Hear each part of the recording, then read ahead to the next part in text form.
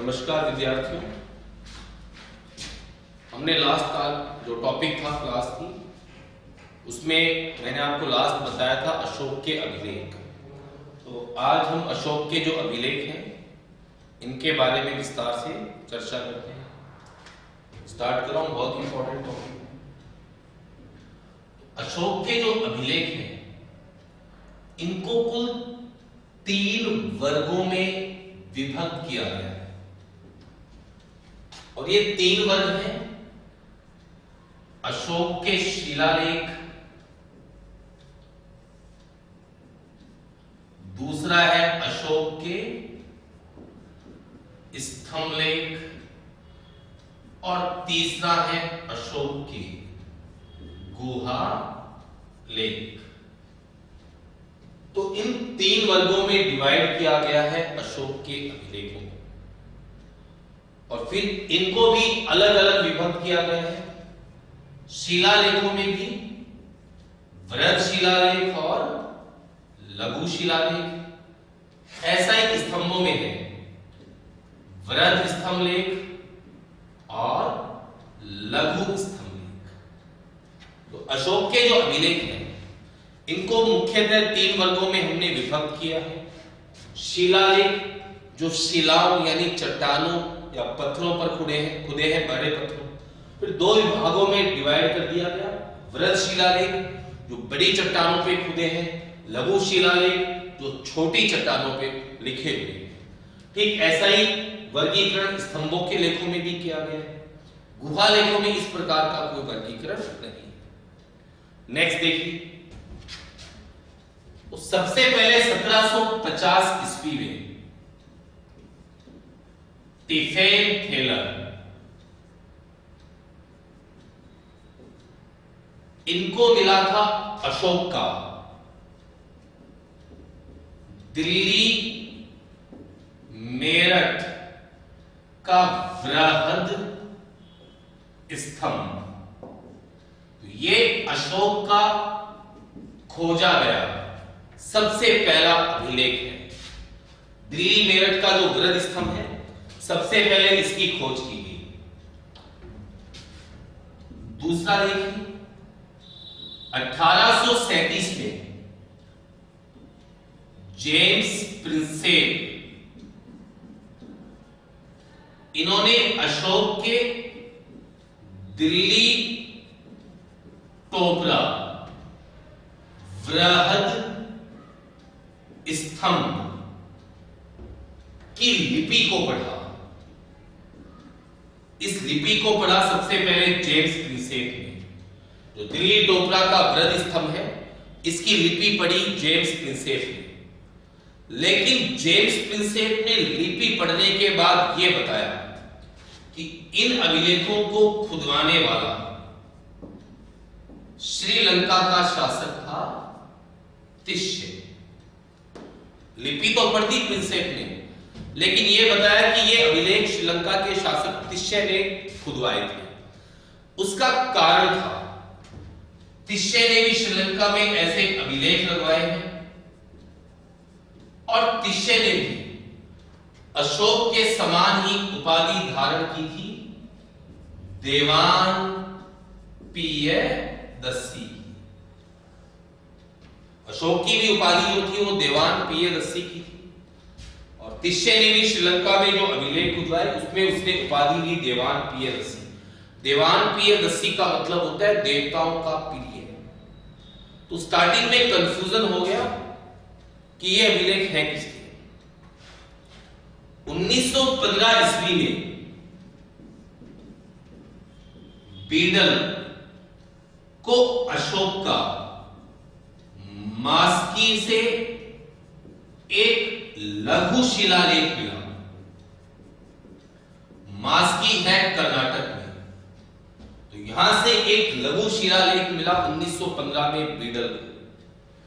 और 1917 तक फिर इसका अनुवाद किया किसने? टर्नर ने। टर्नर जो था ये श्रीलंका में ही एक प्रशासनिक अधिकारी था। टर्नर ने इसका अनुवाद किया और टर्नर ने अनुवाद करने के बाद बताया कि इन अभिलेखों को खुदवाने वाला शासक है अशोक, जिसका उल्लेख हुआ है किसमें? पुराण। क्योंकि मास्की का जो लघु शिलालेख है, इसी में सबसे पहले कौन सा नाम मिला था? अशोक। वापस देखिए, अशोक के जो अभिलेख हैं उनको हमने डिवाइड किया कितने वर्गों में? 3 वर्गों में। शिलालेख यानी जो शिलाओं यानी चट्टानों पे लिखे, स्तंभ लेख और फिर गुहा लेख। फिर इनको भी 2 भागों में बांट दिया, वृहद शिलालेख जो बड़ी चट्टानों पे खुदे, लघु शिलालेख जो छोटी चट्टानों पे खुदे। ऐसा ही स्तंभ लेखों में है। गुहा लेखों में इस प्रकार का वर्गीकरण नहीं है। 1750 में टिफेन फेलर था, इसको अशोक का दिल्ली मेरठ का वृहद स्तंभ मिला। तो दिल्ली मेरठ का वृहद स्तंभ मिला किसको? टिफेन फेलर। ठीक है।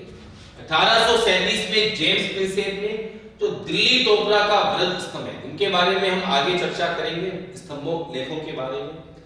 तो जेम्स प्रिंसेप ने दिल्ली टोपरा स्तंभ की लिपि को पढ़ दिया, लेकिन पढ़ने के बाद बताया क्या कि ये अभिलेख श्रीलंका के शासक तिश्य के हैं। तिश्य ने ये अभिलेख खुदवाए हैं। उसका कारण था, श्रीलंका का जो शासक था तिश्य, उसने भी श्रीलंका में ऐसे अभिलेख लगवाए थे और तिश्य ने भी अशोक की तरह उपाधि धारण की थी इन अभिलेखों में, देवान प्रिय रस्सी यानी देवताओं का प्रिय। तो स्टार्टिंग में कंफ्यूजन हो गया। 1915 में बीडल को अशोक का मास्की से लघु शिलालेख मिला। मास्की है कर्नाटक में। 1917 तक आते आते टर्नर ने इसको अनुवादित किया। श्रीलंका के प्रशासनिक अधिकारी थे टर्नर, और टर्नर ने इसका अनुवाद करने के बाद बताया कि ये अभिलेख मगध के शासक अशोक ने लिखवाए हैं, क्योंकि सबसे पहले मास्की का जो लघु शिलालेख है, इसी में नाम मिला था कौन सा? अशोक। क्लियर यहां तक? आगे देखिए, अब अशोक के जो अभिलेख मिले हैं अफगानिस्तान से, पाकिस्तान से, भारत से, तो अशोक ने अपने अभिलेखों को लिखवाने के लिए कुल 4 लिपियों का प्रयोग किया। 4 लिपियां थी, इनका प्रयोग किया अशोक ने अपने अभिलेखों में। ये 4 लिपियां हैं, ब्राह्मी, खरोष्ठी, एरेमाइक और ग्रीक। ग्रीक यानी कि यूनानी। इन 4 लिपियों को अपने अभिलेखों में उसने यूज किया। और किया क्यों? क्योंकि एक प्रकार से जो अशोक के अभिलेख हैं वो अशोक का प्रजा को दिया गया संबोधन है। अशोक के जो अभिलेख हैं वो प्रजा को दिया गया संबोधन है, और अशोक चाहता था कि जो बात वो प्रजा को कहना चाहे वो प्रजा आसानी से समझ सके। यानी एक प्रकार से प्रजा से सीधा संवाद स्थापित करने के लिए अशोक ने 4 लिपियों का प्रयोग किया। जिस क्षेत्र में जैसी भाषा, जैसी लिपि प्रचलित थी, उसने वैसी ही भाषा और लिपि का प्रयोग किया। जैसे अगर बात करें उस वर्तमान के भारत क्षेत्र की, तो ब्राह्मी लिपि का प्रयोग किया है। पाकिस्तान की बात करें वर्तमान में, तो वहां पे अभिलेख अधिकतर खरोष्ठी में है। पाकिस्तान अफगानिस्तान का बॉर्डर है, ठीक है, वहां पे आप देख सकते हैं एरेमाइक का। अफगानिस्तान में एरेमाइक लिपि ज्यादा है। अफगानिस्तान ईरान का बॉर्डर है, तो एरेमाइक और ग्रीक। तो जिस क्षेत्र में जैसी भाषा, जैसी लिपि थी, वहां पे वैसी भाषा और लिपि का प्रयोग किया। नेक्स्ट चीज देखिए, खरोष्ठी लिपि जो है इसकी उत्पत्ति हुई है किससे? एरेमाइक लिपि से। तो खरोष्ठी लिपि की उत्पत्ति एरेमाइक लिपि से हुई है, और और ये दोनों लिपियां दाएं से कैसी लिखी जाती है? बाएं। तो खरोष्टी की उत्पत्ति एरेमाइक लिपि से हुई है और ये दोनों लिपियां दाएं से बाएं लिखी जाती है। तीसरी चीज लिपि के बारे में, जो ग्रीक लिपि है इसके अभिलेख स्वतंत्र रूप से प्राप्त नहीं हुए। ग्रीक लिपि के अभिलेख हमको स्वतंत्र रूप से नहीं मिले। इसका अर्थ मैं बताता हूं, कोई ऐसा पर्टिकुलर अभिलेख नहीं मिला जिस पर केवल ग्रीक लिपि हो। ग्रीक लिपि का जो अभिलेख मिला है उसमें साथ में कौन सी लिपि यूज की गई है? एरेमाइक लिपि। तो अशोक के अभिलेख 4 लिपियों में प्राप्त हुए हैं हमको, ब्राह्मी, खरोष्टी, एरेमाइक, ग्रीक। अशोक ने 4 लिपियों का प्रयोग किया क्योंकि अशोक अपनी प्रजा से सीधा संवाद स्थापित करना चाहता था। तो जिस क्षेत्र में जैसी भाषा, जैसी लिपि का प्रचलन था, वहां पर वैसी भाषा और लिपि का प्रयोग कर दिया गया। ठीक है। खरोष्टी लिपि की उत्पत्ति एरेमाइक से हुई है। ये दोनों लिपियां लिखी जाती है दाएं से बाएं। ग्रीक लिपि के अभिलेख स्वतंत्र रूप से प्राप्त नहीं हुए, बल्कि एरेमाइक लिपि के साथ ही प्राप्त हुए। और अशोक ने अपने अभिलेखों में प्राकृत भाषा, यानी जो आम बोलचाल की भाषा थी, उसी भाषा का प्रयोग किया। जो जनता में प्रचलित भाषा थी, उसी भाषा का प्रयोग किया है किसने? अशोक। ये बात क्लियर? अब हम पढ़ते हैं अशोक के शिलालेख।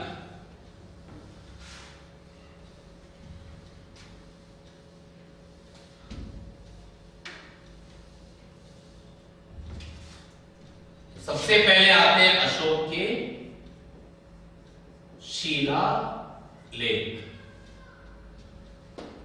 और शिलालेखों में भी मैंने आपको बताया था 2 भागों में डिवाइड कर दिया गया है। पहला है वृहद शिलालेख, दूसरा लघु शिलालेख। पहला पढ़ते हैं हम वृहद शिलालेख, यानी जो बड़ी शिलाओं पर यानी चट्टानों पर लिखे लेख। इसके बारे में डिस्कस करते हैं। तो भारत, पाकिस्तान, अफगानिस्तान, ये विभिन्न ऐसे क्षेत्र हैं, देश है 3। तो इन देशों में से अशोक के बड़ी चट्टानों पर लिखे लेख प्राप्त हुए। ठीक है। मैं वो स्थान लिख रहा हूं यहां पर जिन स्थानों की चट्टानों से अशोक के वृहद शिलालेख मिले। कौन कौन से स्थान थे?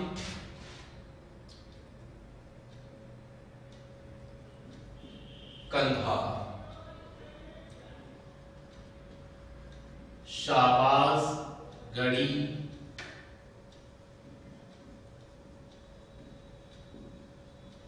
मानसेहरा, कालसी, गिरनार, सोपारा,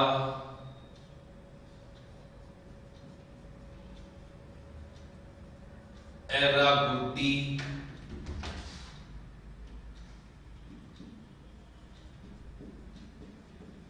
धौली, जोगड़,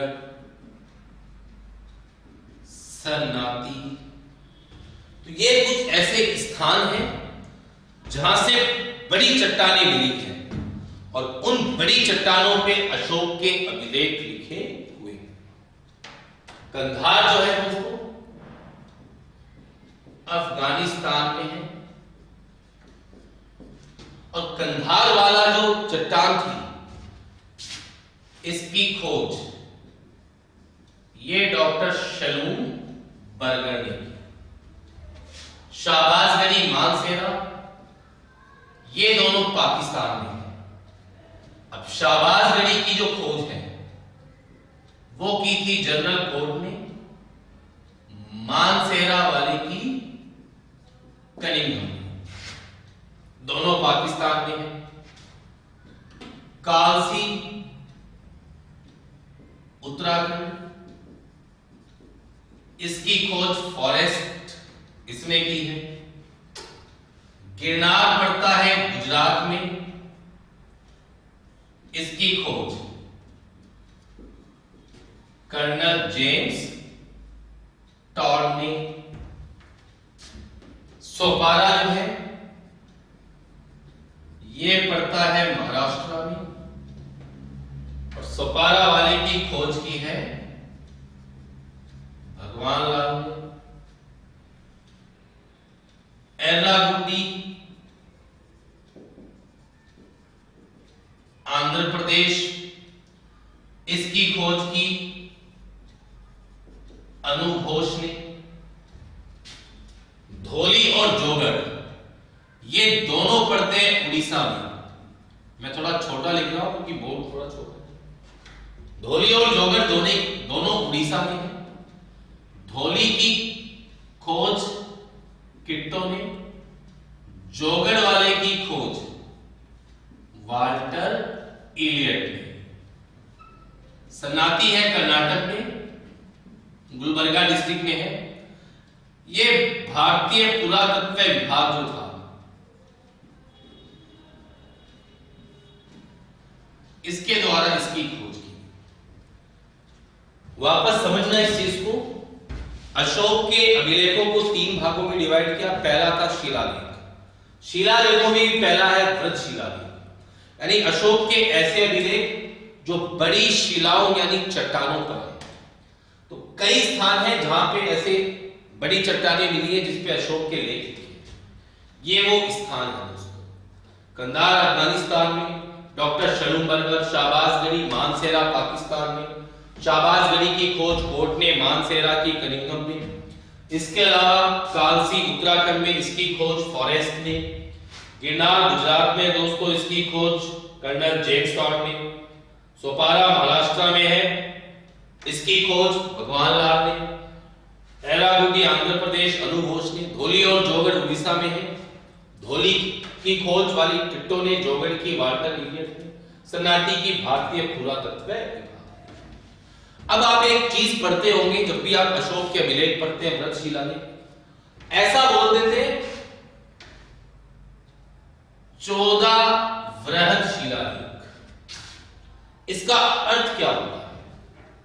इसका अर्थ ये नहीं है कि 14 स्थानों से मिले हैं, ठीक है। इसका अर्थ ये भी नहीं है कि वो टोटल 14 लेख ही है, ऐसा नहीं। इनमें से प्रत्येक स्थान जो था, ये प्रत्येक स्थान, जैसे मान लो एर्रागुड्डी का ही है, ये मान लो चट्टान हो गई, तो अशोक यहां पर 14 लेख लिखवाना चाहता था या लिखवाए होंगे। हो सकता है समय के साथ वो चट्टानें नष्ट हो गई हो सकता है उसने 14 ही लिखवाए। 14 के 14 मिलते हैं विराम पर, तो इनको बोलते हैं 14 वृहद शिलालेख। जैसे ये मान लो एर्रागुड्डी की चट्टान है, ये मान लो आप गिरनार की चट्टान है। अब गिरनार वाली चट्टान के ऊपर पहले नंबर पे जो बात लिखी गई है वो की वो बात एर्रागुड्डी वाले में भी पहले नंबर पर लिखी गई है, सेम टू सेम लिखी गई है। जो बात गिरनार वाले में या ये मान लो कालसी वाला है, इसमें दूसरे नंबर पे लिखी गई है, वही बात यहां पर दूसरे नंबर पे लिखी गई है, वही बात यहां पर दूसरे नंबर पे लिखी गई है। तो अशोक ऐसे 14 लेख लिखवाना चाहता होगा या उसने लिखवाए होंगे। सर्वाधिक सुरक्षित चट्टान है गिरनार की, बाकी चट्टानों से पूरे 14 लेख नहीं मिले, लेकिन ये मानते हैं कि वो 14 लेख ही उसने लिखवाए होंगे, ठीक है। इसलिए इनको बोला जाता है 14 वृहद शिलालेख। अब इसमें भी एक चीज है, कंधार वाला जो है ये लिखा हुआ है कौन सी लिपि में? एरेमाइक वाली में। शाहबाजगढ़ी मानसेरा वाले दोनों लेख खरोष्ठी में। बाकी जो ये स्थान है इनके लिए ब्राह्मी लिपि है। लिखा सेम टू सेम गया है, बस लिपि का अंतर है, लिपि चेंज करके लिख दी गई, ठीक है ना, लिपि का डिफरेंस है, बाकी बात जो की है वो सेम लिखी गई है, एक समान एक जैसी है। तो इनको हम बोलते हैं 14 बृहद शिला लेख, ठीक है। ये वो स्थान है जहां से वो चट्टानें मिली हैं जिन पे अशोक के लेख लिखे हैं। वापस से मैं आपको क्लियर कर दूं, अशोक हो सकता है प्रत्येक स्थान की चट्टान पर 14 एक जैसे लेख लिखवाना चाहता था, अथवा उसने लिखवाए होंगे। पूरे 14 नहीं मिलते हैं गिरनार को छोड़कर, समय के साथ पत्थर है टूट भी गया होगा मालूम, तो प्रत्येक स्थान पे पूरे 14 नहीं मिले सेम टू सेम, पर इनको बोला जाता है 14 बृहद शिला। अब इसमें भी एक ट्विस्ट है कि कंधार वाली चट्टान पर जो लेख है एरेमाइक में, शाहबाजगढ़ी मानसेरा वाले में जो है खरोष्ठी में, बाकी ये वाले ब्राह्मी लिपि में। इन्हीं को बोलते हैं 14 बृहद शिला लेख। अब देखिए नेक्स्ट कि इन 14 लेखों का मैटर क्या था, क्या क्या बातें अशोक ने लिखवाई हैं, इनके बारे में हम डिस्कस करते हैं। अशोक जो है उसने लिखवाया क्या था इन 14 लेखों में, इनके बारे में डिस्कस करते हैं। पहला आता है प्रथम बृहद शिला लेख, यानी सभी स्थानों की चट्टानों पर उसने पहले नंबर पर क्या बात लिखवाई थी। देखिए, एक तो अशोक ने सामाजिक उत्सव का निषेध किया कि सामाजिक उत्सव नहीं मनाने चाहिए, यह कहा। इसके अलावा उसने निषेध किया है किसका, पशुवध। अब पशुवध के अंदर लिखा क्या है, इसमें लिखा है कि जहां राजकीय पाकशाला, पाकशाला मतलब कि रसोई घर, इसमें हजारों पशु प्रतिदिन मरते थे, उसके स्थान पर केवल 2 मोर और 1 मृग यानी कि हिरण ही मारा जाएगा और भविष्य में इसको भी रोक दिया जाएगा। तो सभी स्थानों की चट्टानों पर पहले नंबर पे यह बात लिखी है कि सामाजिक उत्सव नहीं मनाने चाहिए। यह भी लिखा है कि जहां राजकीय पाकशाला में हजारों पशु प्रतिदिन मरते थे, उसके स्थान पर केवल 2 मोर और 1 मृग ही मारा जाएगा, मृग मतलब हिरण, और भविष्य में इसको भी रोक दिया जाएगा। अब यहां से एक क्वेश्चन उठता है कि जो पशुवध की राजकीय आज्ञा थी, वो क्या उसने अपने पूरे साम्राज्य में लागू की या केवल अपने राजप्रसाद यानी महल में या अपने निजी जो भी इसका है। तो इसी लेख के अंदर एक शब्द लिखा हुआ है इह। तो इस आधार पे इतिहासकार ये आइडिया लगाते हैं कि अशोक की जो ये राजकीय आज्ञा, ये पशुवध की जो आदेश था, ये पूरे साम्राज्य पर लागू नहीं था। या तो हो सकता है उसने अपनी राजधानी के अंदर पशुवध का निषेध किया हो, या केवल अपने राजकीय महल में।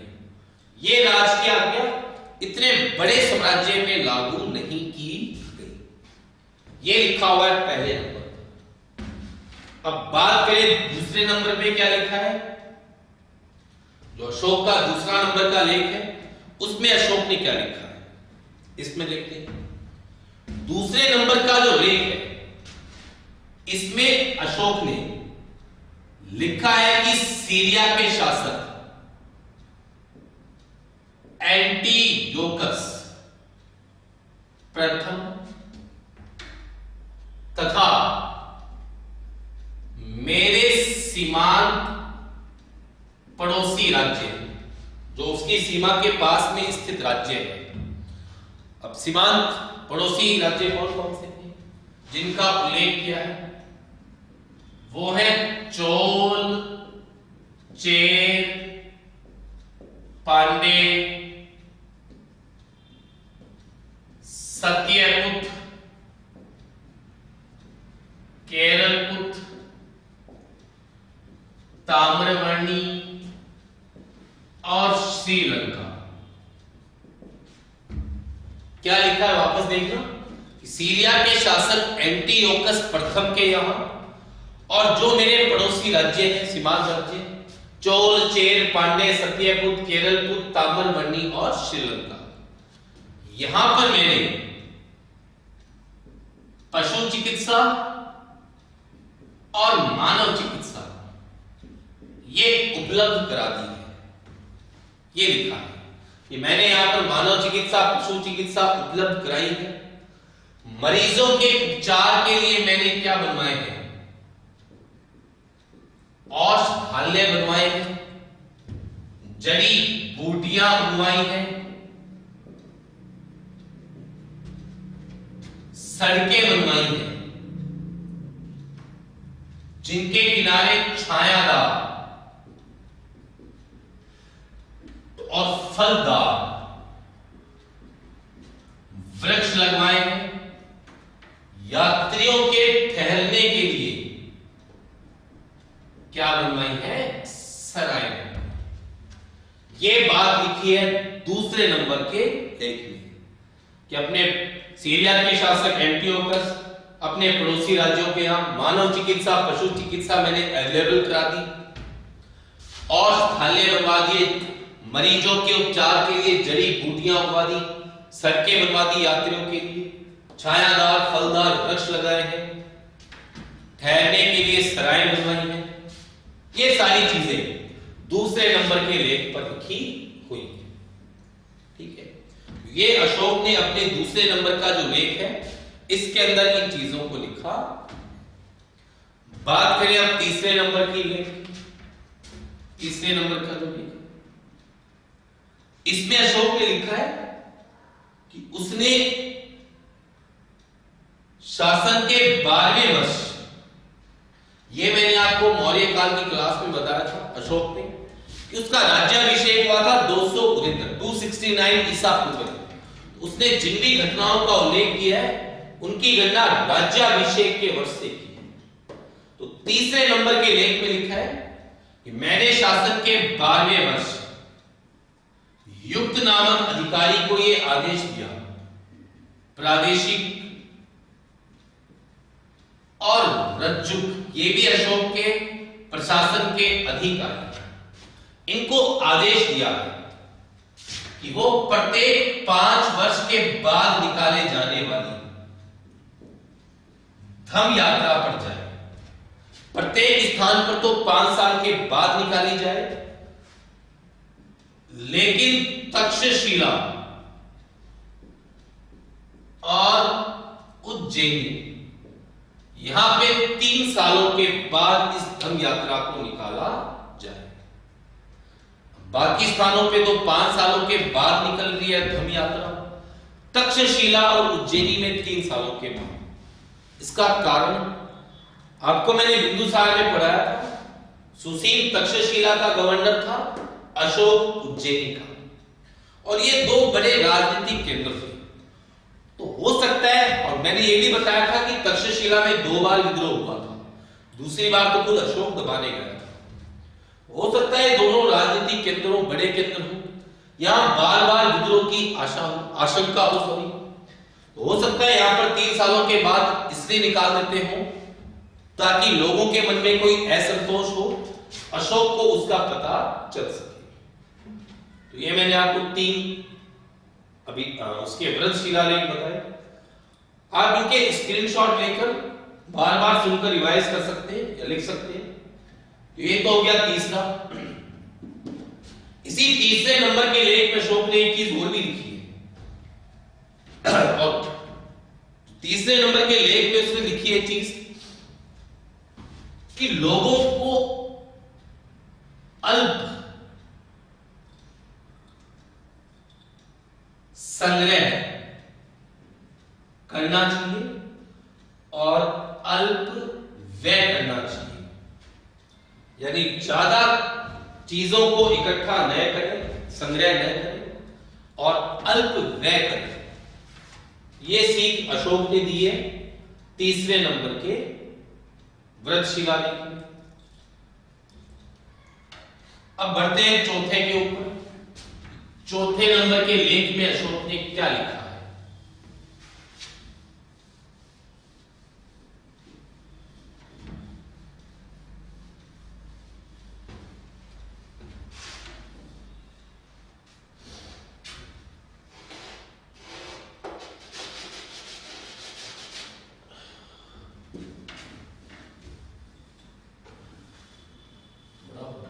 बोर्ड ब्लैक हो गया।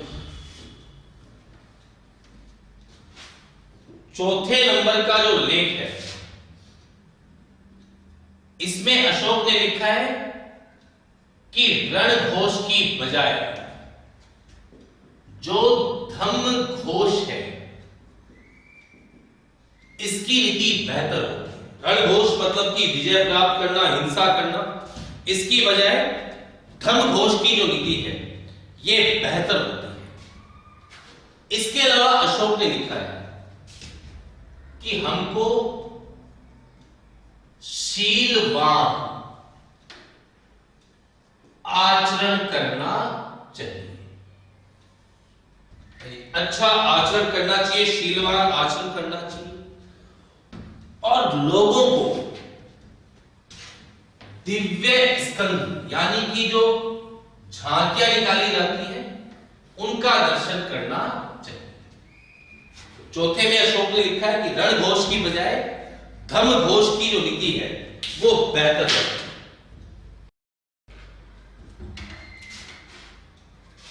पांचवा लेख, इसमें अशोक ने लिखा है कि शासन के 13वें वर्ष मैंने धम्म महामात्र नामक अधिकारी की क्या की है? नियुक्ति की। शासन के 13वें वर्ष मैंने धम्म महामात्र नामक एक अधिकारी की नियुक्ति की और इस अधिकारी को अपने भाइयों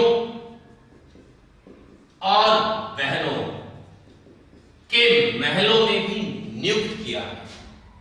ध्यान से सुनना, इससे अर्थ क्या है? एक तो ये लिखा है कि 13वें वर्ष मैंने धम्म महामात्र नामक अधिकारी की नियुक्ति की और यह भी लिखा है कि इस अधिकारी को अपने भाइयों और बहनों के महलों में नियुक्त किया है। अब इससे पता क्या चलता है?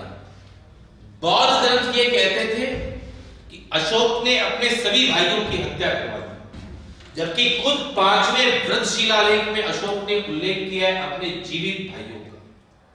ठीक है, इसके अलावा क्या चीज लिखी है? यह लिखा है कि अगर मेरे पुत्र और मेरे पौत्र भी धम्म का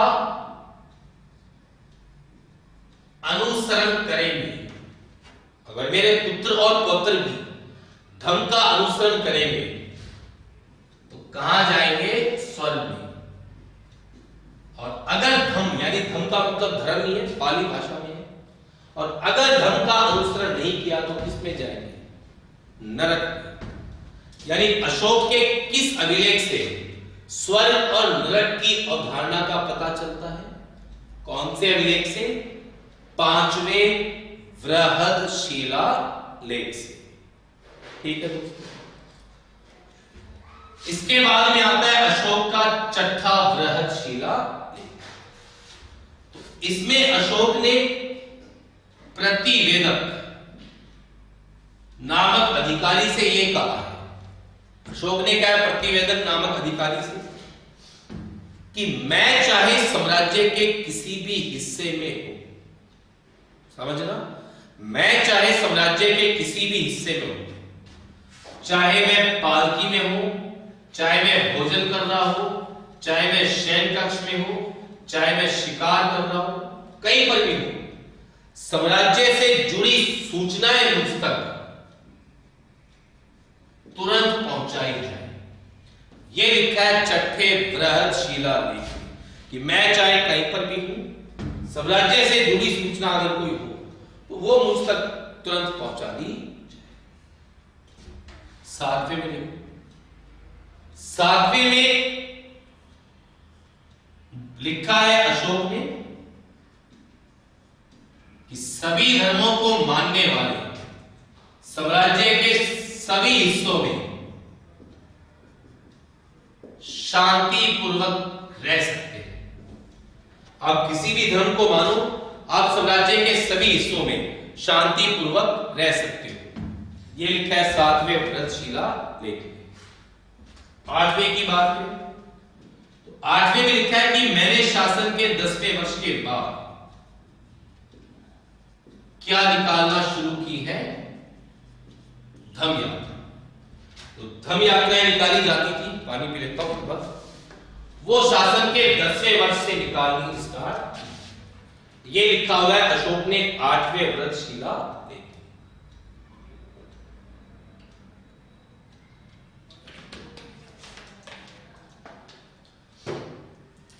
तो चौथे में लिखा है कि रणघोष की बजाय ढमघोष की नीति बेहतर होती है, हमें शीलवान आचरण करना चाहिए।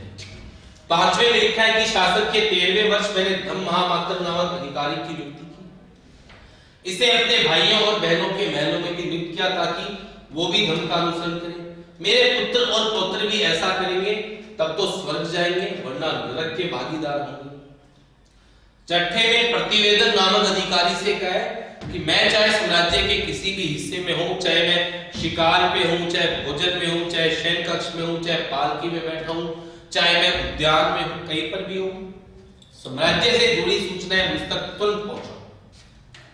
7वें में लिखा है सभी धर्मों को मानने वाले साम्राज्य के सभी हिस्सों में शांतिपूर्वक रह सकते हैं। इसके अलावा इसमें अशोक ने कहा है आत्मशुद्धि। इसी में लिखा है 7वें में कि मनुष्य को आत्मशुद्धि करना चाहिए। लिख देता हूं मैं, ये भी अच्छा है। आत्मशुद्धि और आत्मनियंत्रण, इसके बारे में भी लिखा है। 8वें में लिखा है कि शासन के 10वें वर्ष के बाद मैंने इन धम यात्राओं को निकालना प्रारंभ। ये 8 व्रतशिला लेख हो गए। नेक्स्ट आता है 9वां व्रतशिला लेख।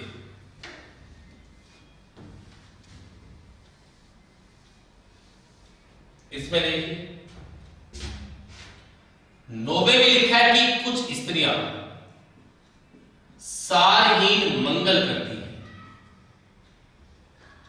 बच्चे के पैदा होने पर करती हैं, किसी की मृत्यु होने पर करती हैं, गीत गाती हैं। ये कुछ सारहीन मंगल है। इसके स्थान पर स्त्रियों को क्या करना चाहिए? धम मंगल। ये लिखा है कि कुछ स्त्रियां सारहीन मंगल करती हैं, उसके स्थान पे उनको धम का मंगल करना चाहिए। करेक्ट। 10वें में अशोक ने बताई है धम की श्रेष्ठता, कि जो धम है यही श्रेष्ठ है। 11वें को बोलते हैं धमदान। इसमें अशोक ने लिखा है कि धमदान जो है ये क्या होता है? सर्वश्रेष्ठ दान। अब धमदान है क्या? धमदान है माता पिता की सेवा,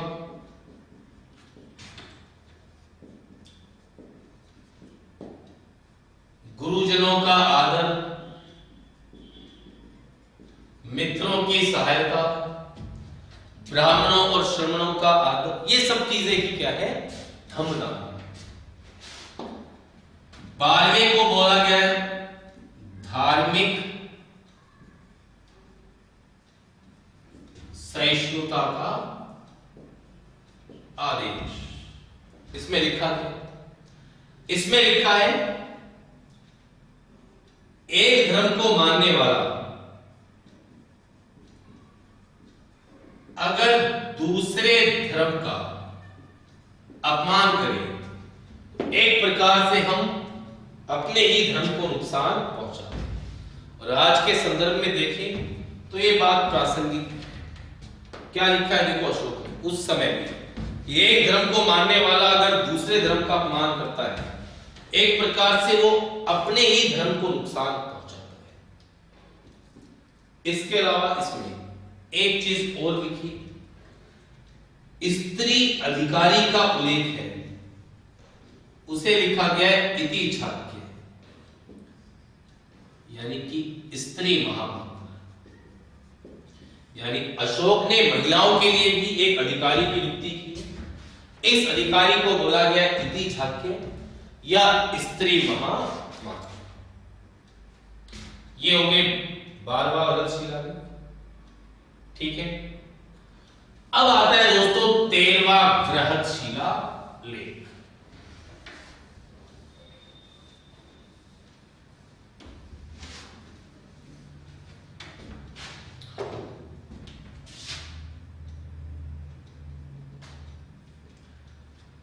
ये महत्वपूर्ण है। इसमें अब है क्या क्या, ये देखो, एक तो अशोक ने इसमें आटविक यानी जो जंगलों में रहने वाली जनजातियां उन्हें चेतावनी दी है कि या तो तुम अपने विद्रोह को समाप्त कर दो, अन्यथा तुम्हारा क्या कर दिया जाएगा, दमन। तो आटविक जातियों को दमन की चेतावनी दी गई है। इसके अलावा यवन, कंबोज, गंधार, रिष्ठिक, पैतनिक,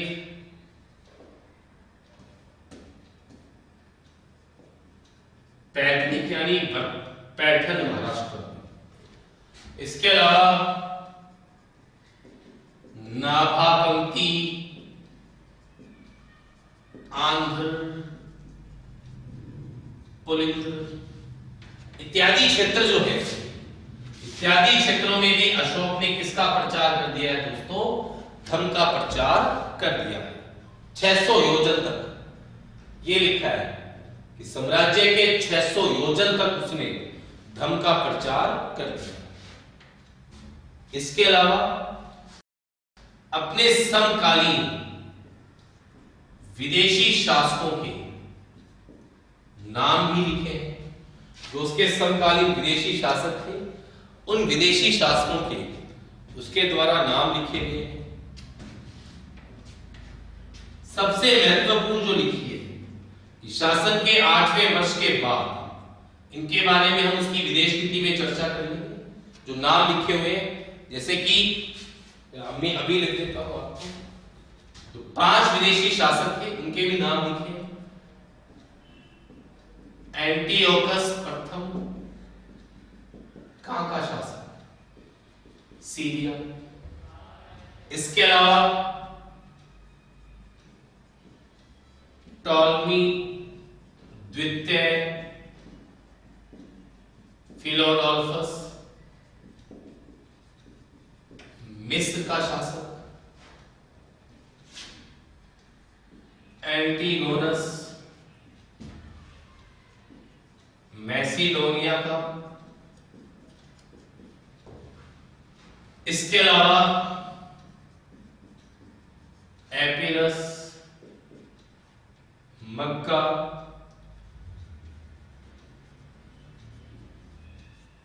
अलेक्जेंडर सिरीन का।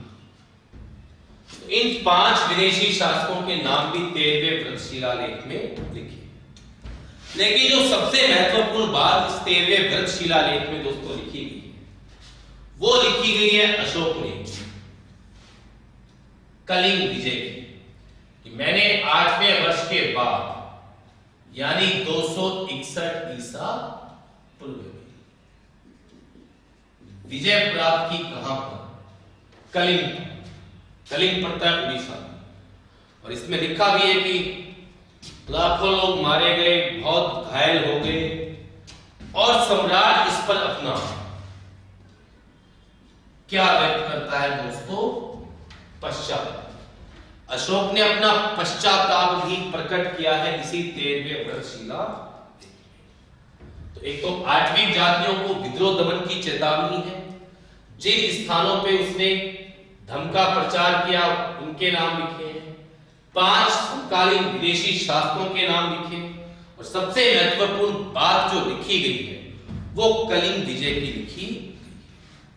और 14वें के अंदर उपरोक्त 13 को लिखने में कोई त्रुटियां हुई हैं, गलतियां हुई हैं शब्दों को लिखने में, उन त्रुटियों को सुधार कर लिखा गया।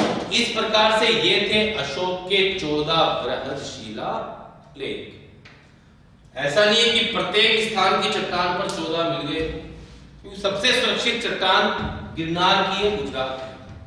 लेकिन शायद अशोक लिखवाना चाहता था या फिर अशोक ने लिखवाए थे। क्लियर दोस्तों? ये मैंने आज आपको पढ़ाए हैं अशोक के 14 अशोक के वृहदशिला लेख। हमारी जो नेक्स्ट क्लास होगी उसमें मैं इसके जो प्रथम और द्वितीय पृथक शिलालेख हैं, धौली और जोगन वाले, लघु शिलालेख, स्तंभ लेख, इनके बारे में हम आगामी क्लास में, नेक्स्ट क्लास में डिस्कस करेंगे। आपका दिन शुभ रहे, मंगलमय रहे, घर पे रहे, स्वस्थ रहे और लॉकडाउन का पालन करें। ऐसा नहीं है कि सरकार ने कुछ आपको रिलैक्सेशन दे दिया हो तो आप घरों से बाहर निकल जाए। घर पे रहे, सेफ रहे। All the best.